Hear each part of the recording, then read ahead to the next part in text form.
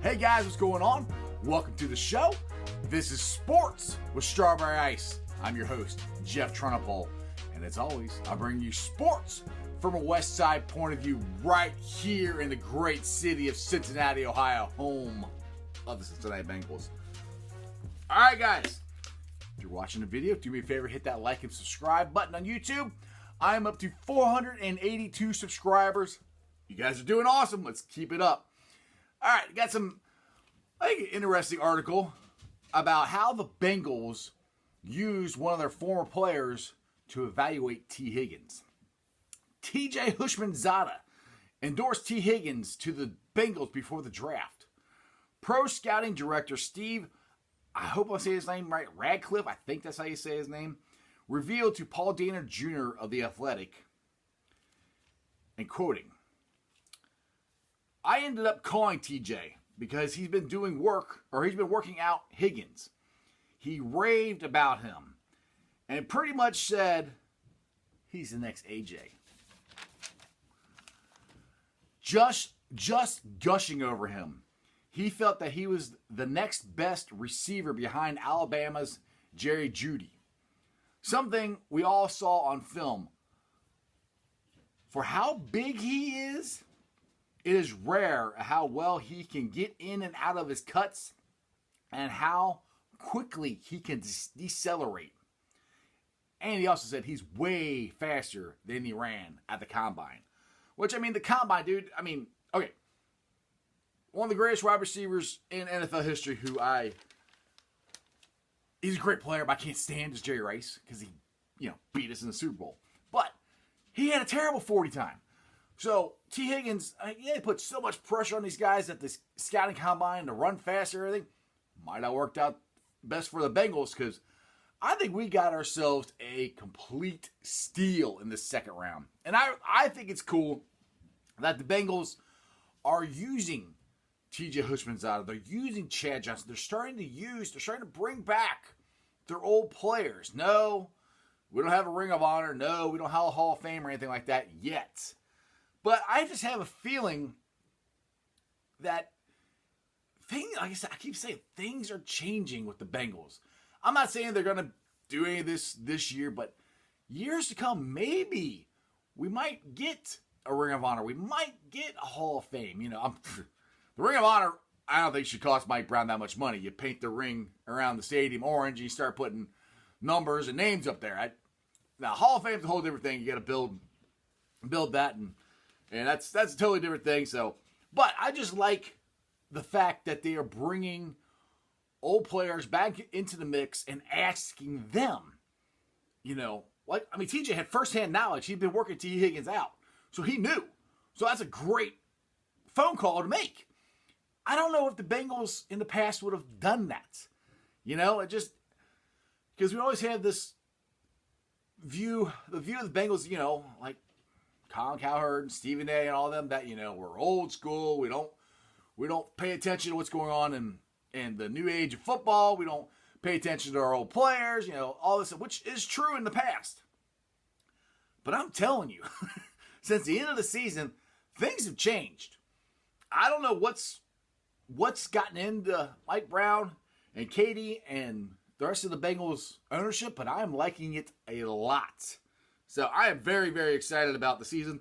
And oh my goodness. They talked about, I heard on the radio today, somebody said that there's a very good possibility we'll have an NFL season without fans. I'm like, really? I just bought tickets. Like, no, I want to go to the game. Ugh. Anyway, I hope this pandemic thing ends quickly so we all can go to our sporting events. All right, here's a very interesting article that I read. It's from 12 Up Sports. It says 3 ways the Bengals could screw up Joe freaking Burrow. I added the freaking part, but And 2 of them I agree with that they've done in the past. Now we're talking about the past, and I keep saying things are changing. One, first one they say is firing coaches frequently. Marvin Lewis was the head coach here for 15 years. I don't think Zach Taylor has to worry about his job anytime soon. So I don't think he really has to worry about that, which the article said that it's going to take the Bengals a couple years before they make the playoffs. I personally don't believe that. I mean, I'm an optimistic guy. You know, the players that they have brought in, I feel they can make a run very quickly. I think they can make a run this year. I mean, everything's got to fall right, and, you know, things got to happen right. But last time we drafted a quarterback, we went to 5 straight playoffs. So it could happen. No, we're not coming off a 2-14 season. So this team is in a bigger hole than those teams were. But if you remember the season before Andy got here, it was an up and down, tumultuous season. I mean, Chad Johnson wasn't happy. That's the year we had Terrell Owens. Carson ended up quitting on us. So there's a lot of stuff going on that they were able to rally around, and Andy and AJ came in, and we took off for 5 straight years. Again, we didn't want to play off. But anyway, I believe that could happen, and I don't think Zach Taylor has to worry about his coach or his position anytime soon. Now, this one, I've talked about different shows. I agree with, but I also am hoping that the Bengals coaching staff and scouting department knows more than I do, and that's why they haven't addressed it as much as I would like. Number 2 is not giving Joe an offensive line. Now, we got Jonah Williams, and if he's healthy, which he's healthy, he was the best offensive lineman in last year's draft. So that side should be taken care of. The right side is the one I'm worried about. Now, Wolford is out there, and he's a veteran that could help. I don't know if the Bengals are going to sign him or not. I don't even know if they're talking to him. I have no idea. I'm very worried about the right side. Now, like I said, they drafted the kid from Kansas. They say he's projected more as a guard, which we do need guards, but we still need a right tackle. Now, maybe Fred Jones. Maybe he's better than I think he is. Bobby Hart's terrible. I mean, there's no getting around Bobby Hart. Bobby Hart's bad. I mean, if they're relying on Bobby Hart, then we're going to be in trouble. Unless for some reason he got dramatically better over the offseason. But I really think that Fred Jones is the one they're counting on. But I wouldn't mind them signing Wolford. Just competition. Just a backup. Just in case, Jones isn't what they thought he was going to be. It's what I would like. So, yes, and I mean, and that's the offensive line. In the past, David Klingler got destroyed, but also that whole drafting David Klingler was just so stupid. He's a run-and-shoot quarterback. If you draft a run-and-shoot quarterback in college, you should run a run-and-shoot offense. But anyway, that's a whole other subject, and that was Mike Brown's very first draft, and that set a tone for the next, 13 years. So, but they did better when they got Carson. We had a very good offensive line, and Andy was here. We had, for the most part, for the 5 years we went to playoffs, we had a great offensive line. We had a really good offensive line. So, they have fixed that the last 2 quarterbacks. Like I said, I kind of worried about the right side, but we'll find out. Like I said, hopefully I'm wrong. Hopefully the coaches know more than I do, which they're supposed to. All right, and the other thing this article says is the owner is too hands-on, which that was Carson Palmer's beef, which I guess too hands-on meaning in Carson's mind, he wouldn't spend enough money for Carson, which if you've done some research on it, Mike Brown did spend money. And the thing is, Mike Brown, in his history, he will spend money on his players. They haven't gone out and got free agents until this year. And that year, Carson's last year, Mike Brown went out and got Terrell Owens because Carson Palmer wanted Terrell Owens. So I don't totally agree with everything that Carson Palmer said. Honestly, I think Carson is upset because after he left, we went to 5 straight playoffs. I think he went once, maybe twice. So the Bengals were way better without him than they were with him. So the hands-on ownership, to me, it feels like he's letting go just because of the stuff that they're doing. And I really think that Katie Blackburn and her husband I think they are more in charge. Now, don't get me wrong. I think Mike's still the boss. Mike has final say. But it just seems like he's less and less and less hands-on than he had been. Because we haven't heard from Mike. I mean, I'm a season ticket holder, and it was on Bengals.com after the draft. He sent a video out. That's the first time we've seen Mike or heard from Mike, and I don't know when. So he's not very out in the public anymore. Like I said, I just have a feeling. I don't know. I'm not inside there. I have no idea. But it seems like he's less hands-on than he used to be. No, the biggest thing to me out of these is the offensive line. You got to make sure that Joe freaking Burrow, stays upright and stays healthy. Because if he doesn't, then we're in trouble. And all these people that keep saying that we need to get a veteran backup quarterback. And some people say, well, what if Joe gets hurt? Dude, if Joe gets hurt, the season's over. I mean, you're like, well, that's what we should cut Andy. Not for $13 million or $17 million. That's just too much money to pay a backup quarterback. It just is. Now, when the Bengals drafted Carson Palmer, we had John Kitna. John Kitna wasn't making that much money. So that made sense to keep Kitna as the backup when Carson took over, the year after he got drafted. And he was making too much money as a backup. And like I said in other shows, with this pandemic going on, I think it's better to keep Finley, who has been in the system for a year, knows the system. I think he is better equipped to help Joe learn the offense better than a veteran guy coming in who doesn't know and doesn't know when he's ever going to get on the field to actually try to run the offense and see how it works, So I really do think, as far as Joe's development goes this year, I think Finley's good. And the other thing, if Joe does get hurt, knock on wood, hopefully he won't get hurt, you got to find out about Finley. You got to find out Drager, whatever the third string quarterback is. You got to find out about those guys. So,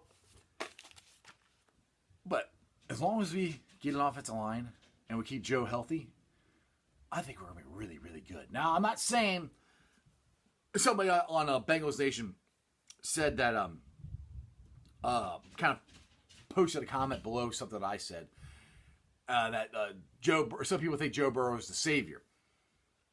And he's going to fix everything. I love Joe Burrow. I got a huge man crush on Joe Burrow. He's my favorite Bengal. Has he played a game? He's a savior to a certain extent. If you don't get stuff around him, he's going to be like Aaron Rodgers. And that's one thing the Bengals can't do.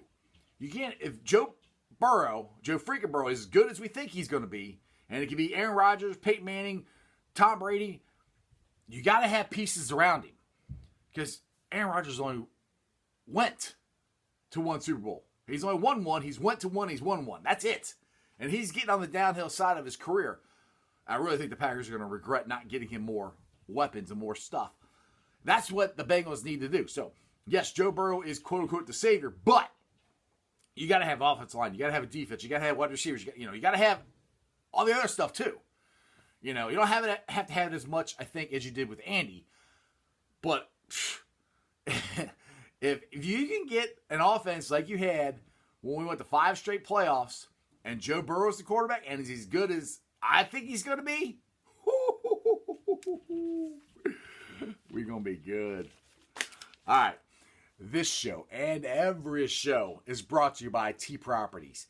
Tee Properties, quality housing for quality people. Check out their website at www.tproperiesllc.com for all your rental property management needs and your rental needs. All right. Yesterday, I did this big thing about Major Baseball. The owners went to the players about a deal to try to get the season started. 82 games, DH in both leagues, 14-team playoffs, AL Central, NL Central. They all play each other. All that's great. They had the stuff figured out for the virus. All is great. And then I read a little farther. They want a 50-50 split with the players. Now, like I said in yesterday's show, if this comes down to money and they decide not to play, I'm going to be very, very, very upset. The thing is, a 50-50 split, revenue sharing, is in a sense a salary cap, which is what the players have been fighting not to have for the last 40 years. And they've won every time. They're not going to give in for a salary cap now, no matter if it's 82 games, 162 games, 2 games. They're not going to give it into that. I don't care if they have a salary cap. I don't care who gets what money. You got billionaire owners against millionaire players. I don't care. I just want baseball. But the thing is, they already negotiated that they would take a prorated salary when they shut the season down. And the players agreed to that. Then they want to come at the players again with a 50-50 split. Like, dude, you guys, owners, I understand you're not making money. Cry me a river. There's so many people not making money right now and out of work. Players, you don't want to give your money up. Again, cry me a river. There's so many people out there don't have jobs right now, are not making any money. We can't even go to the games anyway. So you're not getting our money either way. We can watch it on TV. We need baseball back, okay? The owners should just go with what they already negotiated with the players, I think. Do the prorated salary, get the season going, get it over, because if you guys prolong this negotiation, you got about, if you want to get it started by, say, at the latest, July 4th, and you got to do like a 3-week spring training, you got to get out, you got to get this negotiated within like 2 weeks. Like June 10th. If you don't have it set, hey, June 10th, we're going to get started, we're going to have a really hard time getting 82 games in. So, do me a favor. Forget about the money. You know what? It is what it is. Lots of people aren't making money right now. You guys are millionaires. Owners, you guys are billionaires. Give us baseball, okay? Figure this out. Get baseball back. And let's get on with it. Because if you guys mess this up and we don't have baseball this year, like I said yesterday's show, you think 94 was bad trying to get fans back? Try to get fans back now when people aren't working and you guys are squabbling over millions upon millions upon millions of dollars. Ain't nobody going to come back. You might not have a sport to come back to. Figure it out. All right. I got some Facebook groups that I help run that I always like to share with you guys. Hope you guys can come and join them. We got Bengals Nation, Reds Country, and Bearcats Country, and Cyclones Country. Cyclones Country, if you guys you're watching my show and you're not from Cincinnati, Cyclones are our ECHL hockey affiliate. So we have a very rabid fan base. So if you guys know Cyclones fans out there, bring them to the page. And I know there's nothing going on, but at least when hockey comes back, we can build our numbers up. We can start talking about the Cyclones and what a great year they were having until the season ended. If you guys are listening to me on the podcast, and it's Apple Podcasts, do me a favor, give me a 5-star review. All other ones, just like and subscribe. YouTubers, like I said at the beginning of the show, I am up to 482 subscribers. You guys are awesome. Let's keep pushing that, try to get that to 500. Please keep giving me all the comments. I love all of them. They're so much fun to talk, interact with you guys, and I don't know, tell me what you like about the show, tell me what you don't like, tell me topics you want me to talk about, different stuff like that. Anyway, I am really, really hoping by July we have sports. That would be so awesome. I would have sports come back, please. Anyway, other than that, we can just keep talking about different articles, get ready for the Bengals, and hoping they'll figure this out and bring sports back for us, because we're the ones that are stuck with nothing to watch. Anyway, that's just sports, baby. Tell all my friends about me. See ya.